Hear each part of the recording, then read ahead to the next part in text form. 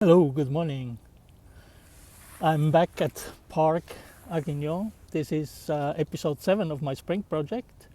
And as you already see on the background of this recording, the leaves are here, the green vegetation is out. So I will start, let's say, besides rumbling and moving my camera around, I will start with showing you the panoramic view of the place here. It's always the same place. And you can see what we just saw flying by. I hope the camera catch that. That was a kingfisher. And I'm sorry, I am really rambling around now. I also want to show you here our friends, the little turtles. I talked about Petra a few episodes of before, which was like the first painted turtle I saw on this trunk. These are free, they are all smaller than Petra, so I assume they are nieces, nephews, or children of her, but they are smaller than Petra. Anyway, let's not interrupt anymore the panning around. You see green, you see all the trees have leaves now starting out, and here on the side the bush here has leaves going out, and the one that was starting a week ago with leaves has now fully developed in the background, developed leaves. Obviously the grass grown now, but that is already for a few weeks, so nothing new here. But it's not yet done, the growing. The leaves have to open completely. They just partially opened. But yeah, there is no continuation necessary to show this. And particularly, you see it here on the background. And when you look at the thumbnails of each of the 7 recordings, you can compare, because it's always the same tree with no leaves, no leaves, no leaves. Even last week, no leaves. And this week we have the leaves getting out.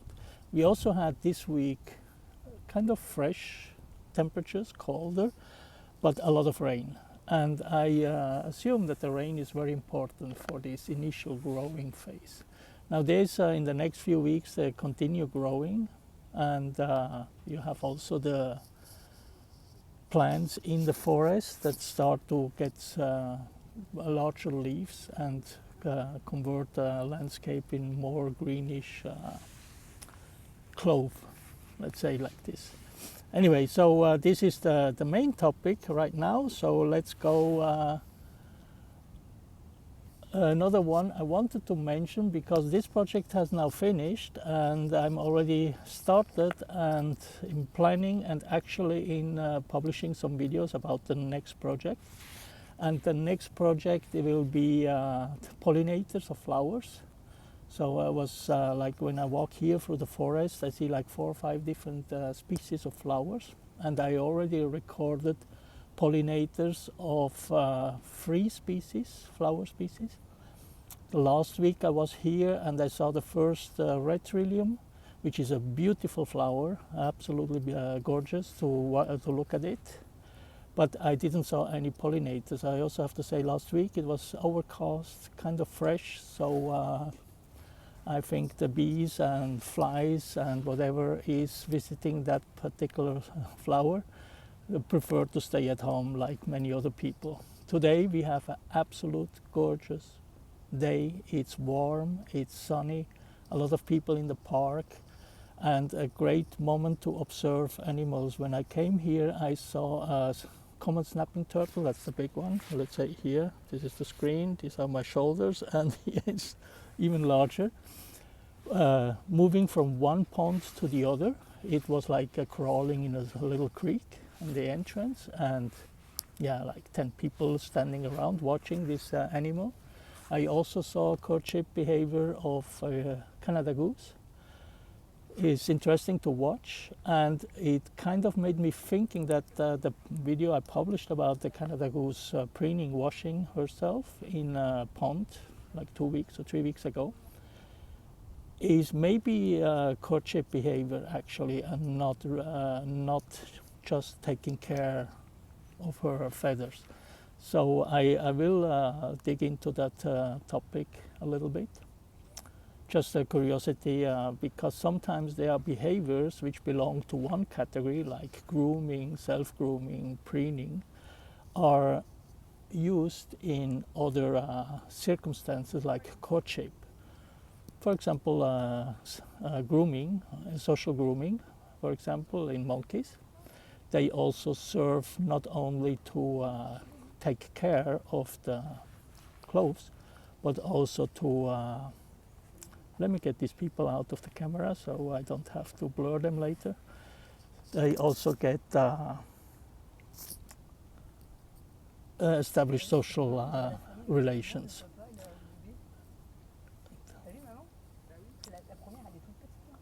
Let's move to the next topic I wanted to mention is the trees. The leaves of the trees are changing, and usually you assume like it's like one day all trees get the leaves, but that's not the case. Depending on species, they have like a cascade of developing of leaves, and which is kind of interesting for different views. For me personally, I'm interested in it because I have some theory like spatial temporal distribution of different species. That means you have like, when you go to a place in a certain time of the year, you see one set of species, and when you go in another time, you see another set of species, which is very obvious, for example, if you are in winter here or you are in summer here. But this is also can be reduced to more granularly period of times, like April versus May, or beginning April versus end of April. And important there, it's not just that there are different animals here, there are also different food sources available during different period of time, which gives like a kind of this interesting pattern of animals arriving that live from one source versus other animals arriving later because they depend on other type of food sources. Now this coming back to the trees is trees are place for animals to live. So they have nests in there, they feed from different parts of the tree, but you then have also those animals which depend on animals living on a specific tree, and then you have these like these different tree species which have a different ecosystem evolving around them. So looking at the pattern how trees develop during the year, when do they bloom, when do they build their fruits, when do they grow their leaves, in combination with which animals depend on them and which animals depend on those depending on the tree, is interesting to watch. So I definitely have to dig a little bit more in first to know each tree so I can identify them like I did when I arrived here with identifying animals, identifying flowers. Next chapter will be to dig into which trees are native here, which trees may be even endemic in this area, and to understand a little bit more about the biology of the trees and all the organisms that depend on these different species.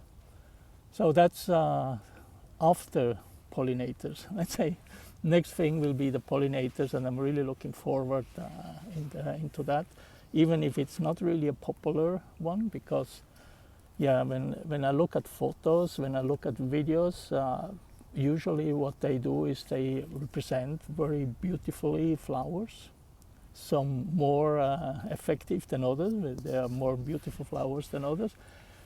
And on videos, usually you don't see the topic of flowers. And the other one, which is like macro videography, is absolutely unpopular on YouTube. But anyway, I'm interested in it and I want to share it with you. So let's look forward to do some macro videos from flowers. I will stop doing this frequent streaming right now, but I will occasionally go online to present different stuff about the gears I'm using for recording macro recordings and other recordings. So I hope you enjoyed this spring project like I did. I was extremely lucky that in 6 of the 7 episodes of this project there was warm more or less, but there was sunshine. And only one there was overcast, no sun, and a little bit fresh, but never I encountered a Saturday or a Sunday where I was recording with rain or snow or any other unacceptable conditions to go in a park. I just heard a pileated woodpecker over there, so that may be another topic I want to look forward for today to record. Anyway, that was it, Project 2023. I hope you enjoyed it. I wish you a wonderful weekend and hope to see you soon. By the way, one more thing I almost forgot. I'm here in Parc Angrignon, and I was, like 5 years ago, I was recording a screech owl on 28, I think it was April 28th or 29th, 2018. I kept the recording, but I never published it, and I looked through it yesterday evening and I noticed that I actually was recording a very common but rarely captured behavior of owls and of screech owl.